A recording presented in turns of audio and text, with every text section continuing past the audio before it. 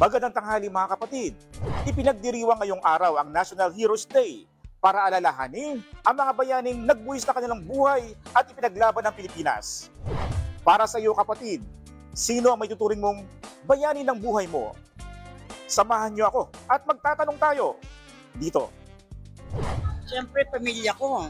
Unang-una yung asawa ko. Pangalawa, yung may mga anak ko. Sila ang bumubuhay sa akin. Sila yung pag-asa ng buhay ko. Asawa ko, siyempre. Sige po, bakit po asawa?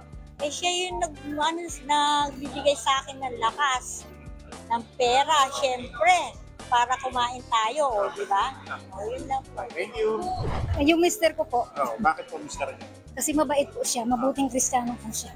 Ang may tuturing ko po na bayani ng buhay ko ay ang aking mga magulang dahil sila po ay nagsasakripisyo para sa aming pamilya. Ginagawa po nila yung lahat ng kanilang mga even sacrificing themselves para magkaroon ng maganda buhay yung kanilang mga anak. Siguro magulang ko. Bakit? Sila yung gumagabay sa akin. Then sila po yung parang kumbaga, whatever happens in my life, they are there. Ako ang inyong hani ng bayan, ang tunay at nag-iisang pantanggal umay sa pananghalian.